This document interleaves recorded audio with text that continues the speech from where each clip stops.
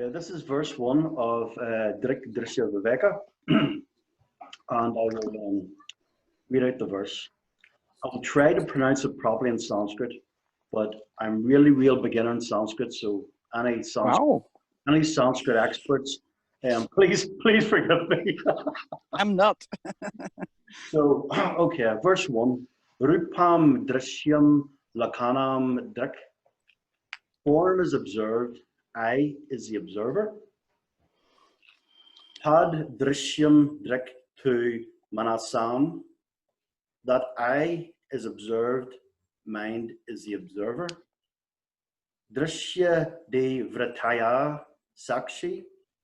Mental activities are observed, witness is the observer.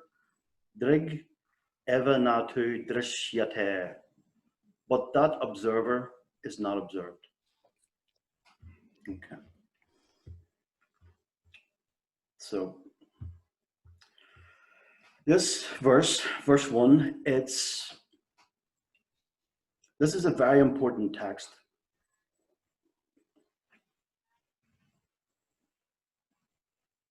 Swami Tatmananda teaches.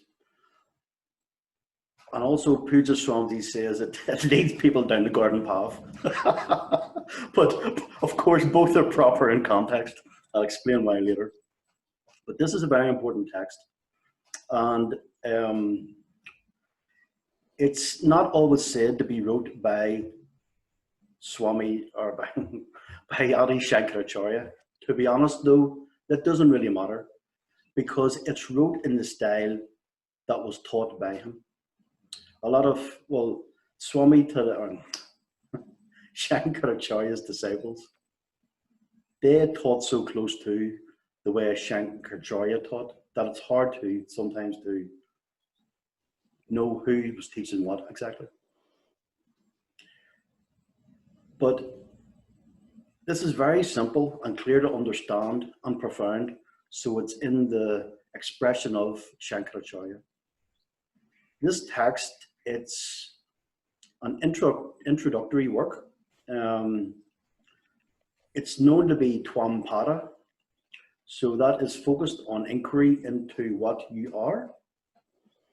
And to understand Tatvamasi, it's to understand enlightenment. So this is Atma Vichara, which is self-inquiry. And the next text that we're going to look at after this will be Panchakaram, and that's Tat Pada Vichara, and that's inquiry into the person. The two of them form Tatvamasi. And of course, as you guys know, the Mahavakya, all Mahavakya, but the Mahavakya Tatvamasi is the whole teachings of Advaita Vedanta. To understand, to assimilate Tatvamasi will be to attain enlightenment. Swami Paramarthananda has teachings that, in actual fact, it's essential, among other teachings, to study the Mahavakyas, Vakya Vichara. So, as the text opens, it shows what the text is about. The first sentence, the seer and that which is seen, Drig Drysha Viveka. Viveka is discrimination. Seer and seen, observer and observed, witness and witnessed. And this, this may seem like a stupid subject to talk about, because who doesn't know the difference between themselves and what they see? But the problem is that people don't know the difference. Mm-hmm. How many of us have said, or how often have we said, or how often have we went searching for a new experience, like holiday or concert or going to a pub or whatever? So we're searching for a new experience in external events, but what makes that experience good or bad for us? And it's our likes and dislikes, our preconceptions, our conditioning. And where is the conditioning? Where is these likes and dislikes? They're in the mind. So where do we experience? Where is experience? Experience is in the mind. But yet we will use the language like we're going in search for an experience. So even our language will cause superimposition and lay false attributes on external events. And this is a very, very important point.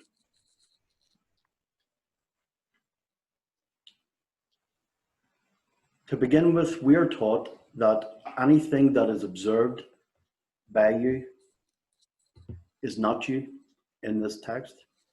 You are the perceiver, and anything that's known by any senses is that which is perceived. Anything that is an object is known by you. And this seems obvious and silly even, but to understand this is really necessary. We have to get the basics right. If we don't get them right, then there's going to be much confusion later on. And it's not by accident that the first qualification in Vedanta is Viveka, discrimination. Discrimination is crucial. Once discrimination is solid, then dispassion will form on its own. You don't need to force dispassion. Once you know what you are, once the mind, let me rephrase that. Once it has been revealed to the mind what you are, then dispassion will naturally follow if the teachings have been correct. But it starts with discrimination, it starts with Viveka. So if something is seen, then the eyes are the perceiver, yeah? With sound, ears are the perceiver, okay? What's perceived is whatever the senses pick up. So the eyes perceive something, but something also perceives what the eyes pick up. And that's the mind. The mind is the observer to what the senses pick up. This is now, we're now starting to begin, this is the beginning of a very, very important sequence. A form is perceived by the senses.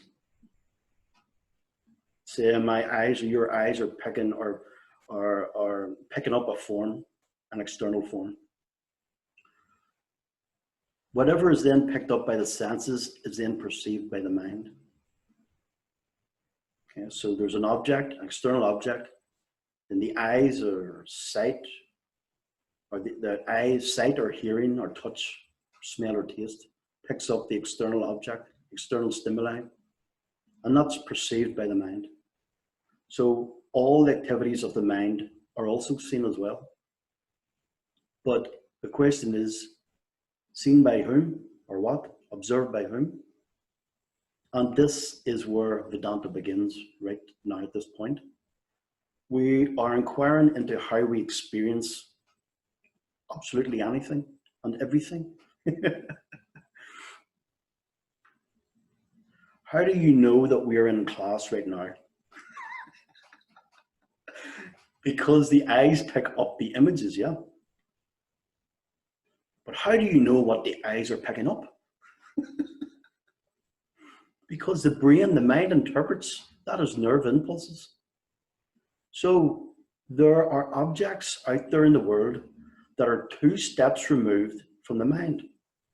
There's objects, which is sense organs like the eyes or hearing, like sight or hearing. And then there's the mind, okay? 1, 2, okay.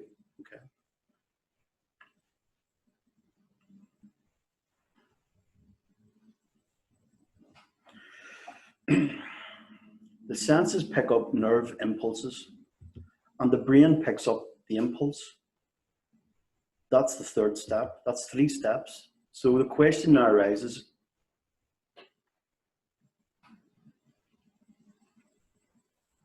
what witnesses the mind?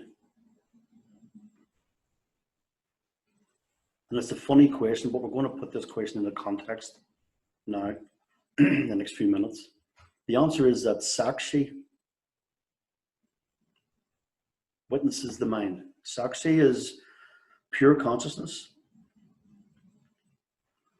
Sakshi is the one who witnesses the activities of the mind. The activities of the mind are observed by Sakshi. This is describing experience. We started by speaking about subject and object, but we can now see it's not exactly straightforward. Vedanta, it will challenge you. It will challenge what you normally think about experience. And suffering, it's not understanding experience properly. And Vedanta resolves this.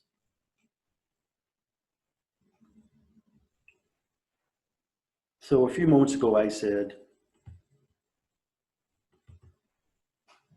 what witnesses the mind? But why would we even need to ask that question? And the reason is because of the sequence. Since the eyes are witnessing an external object, the eyes are not that object, okay? The eyes are the subject, okay? So the subject is not the object, yeah? Since the mind witnesses what the eyes have picked up, then the mind is the subject and the eyes are the object. The mind does not become the eyes, and the eyes do not become the object that they have witnessed. So we can see here that the witness does not become that which is witnessed. So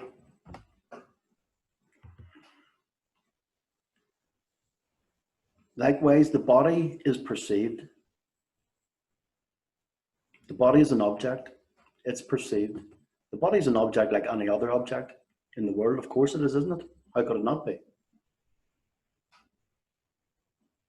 We've already seen that the subject is not the object.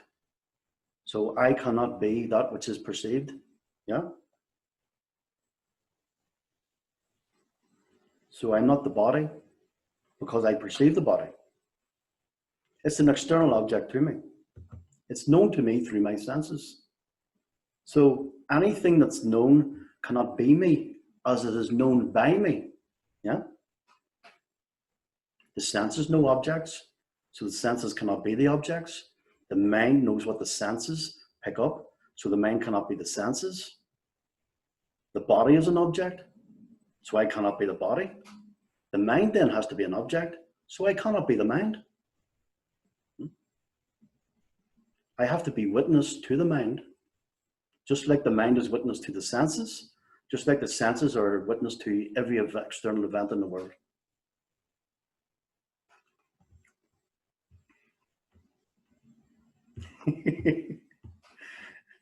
And that's the class. Any questions? Judy? Is that clear?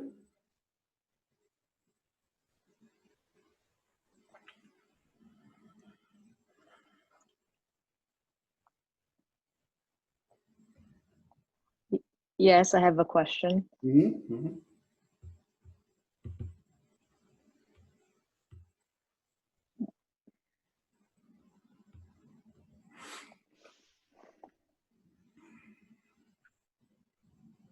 When I watch my thoughts,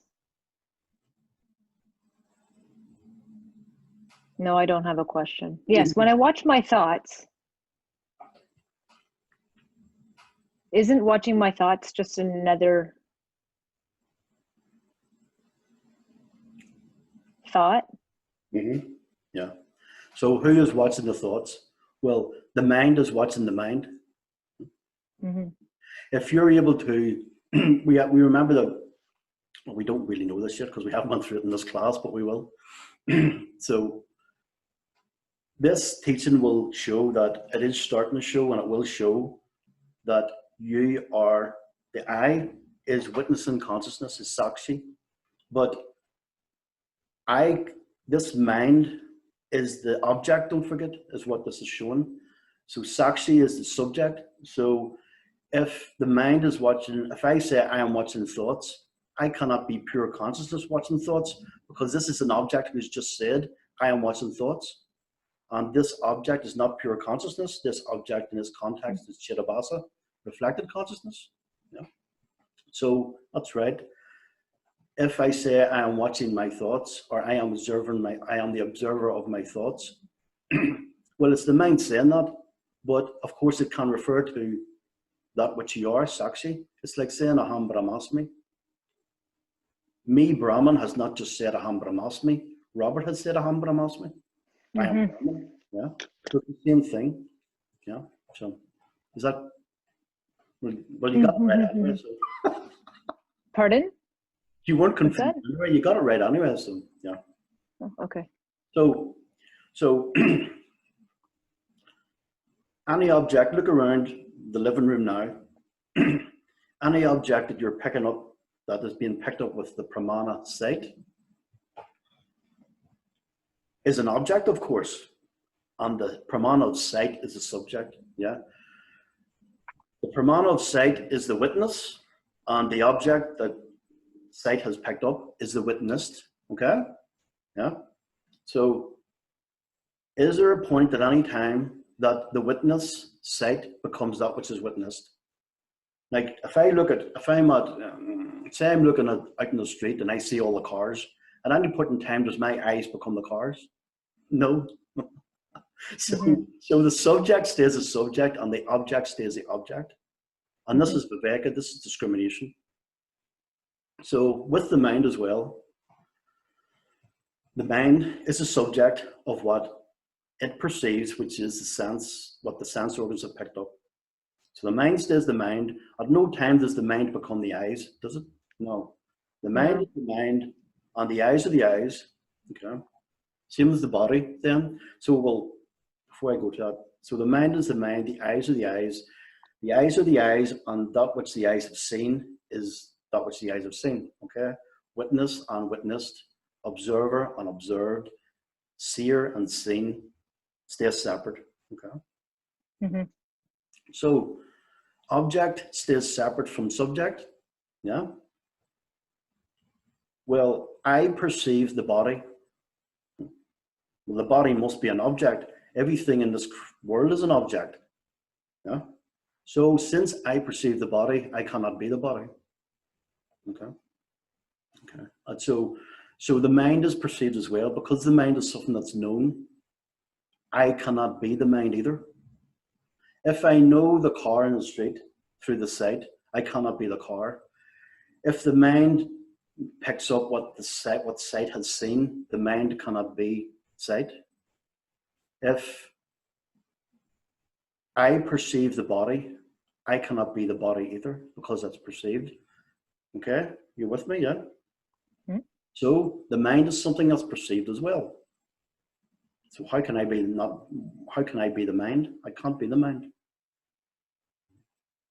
Is that clear? Very. It's very, very straightforward. And this is the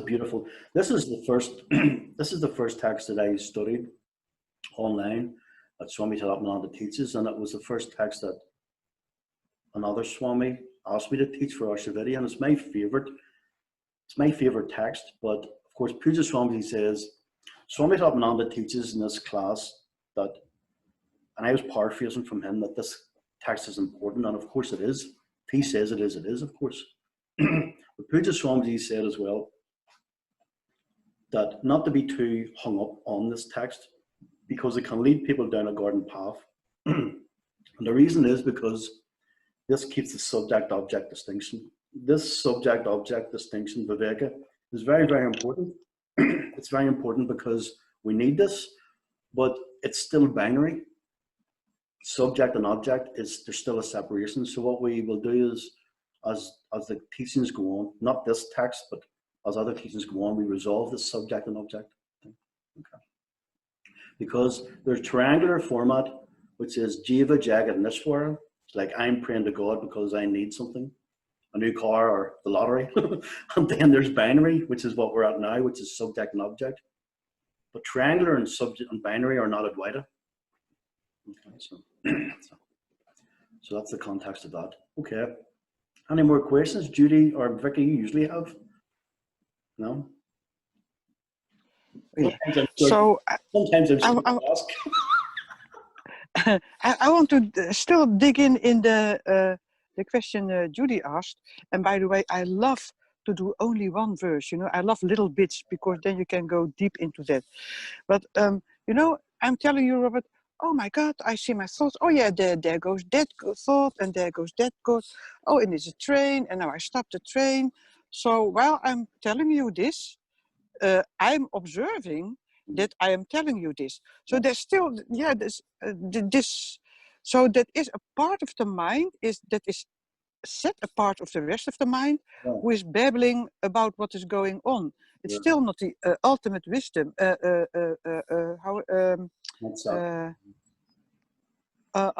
Ultimate observer. Yeah. And also, if I say, I am Brahman, I can see myself and hearing the words, I am Brahman.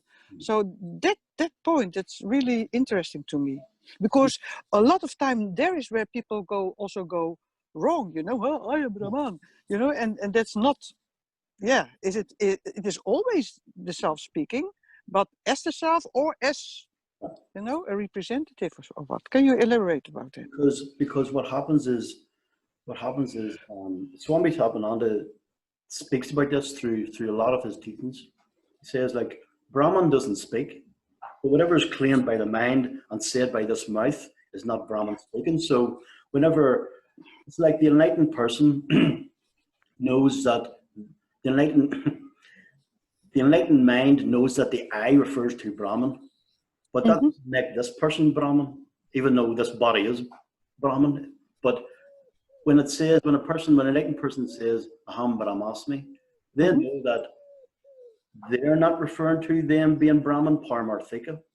The mind is referring to their true identity, which isn't. So the mind, whenever a person says Aham Brahmasmi, the enlightened person knows that it's not referring to the person that's just said it. That's the whole point. Yes. There's three vasanas in Vedanta, and the three vasanas are that we should cultivate is study scripture. I am not the body and I am not the mind. And this is what this text is doing. I am not the body, I am not the mind. Yeah, yeah. So yes, suddenly it's very clear. Yeah. If we say that, if we start to claim that that I am the witness, and I've heard this done before in other previous versions of Vedanta, I am the witness to the thoughts, and people start to think that they're sakshi witnessing the thoughts, but they're not. So that's superimposition, and that can cause problems like bypassing and everything. Like, there's no way, it's not possible for, as this text is showing, there's no cross contamination of subject and object in these teachings, in this context. Because Sakshi, as we're going to see, Judy, Sakshi is the impartial witness, like you and I spoke about the other day, and we might speak about it in this text as well. But Sakshi is the illuminant consciousness. Sakshi is consciousness that is illuminant, and it's like light illuminant dirt. The dirt on my floor. Light illuminant the dirt on my floor. So the light never gets dirtied by the dirt, doesn't it not? It illumines the dirt, but it never gets dirtied by it. So there is a distinction being made. Okay, so this is what Sakshi is pure consciousness, illumining the world on objects, but never getting impacted or changed by it. Okay, and that will be revealed as we're looking at this verse already. We can start to see that I'm not the object that's witnessed. I'm not the eyes that's witnessed. I'm not the body that's witnessed. I'm not even the mind that's witnessed. So I must be something else. The mind is changeable. The body is changeable. The pramanas of the sense organs are changeable. The objects external to me are changeable. But that might mean that I'm not changeable. Well, bloody heck. Okay, guys, I think we've run out of time. More or less, I think. Yeah, thank you. Thank you so much. Any questions? No? Any questions? No, this was very enlightening. Thank you. And have a class in a few days or something. Okay, then. Okay. Great. Okay, thank you so much. Thank you. Thank you so much. Yeah. Thank you. Thank Bye-bye. you. Bye-bye.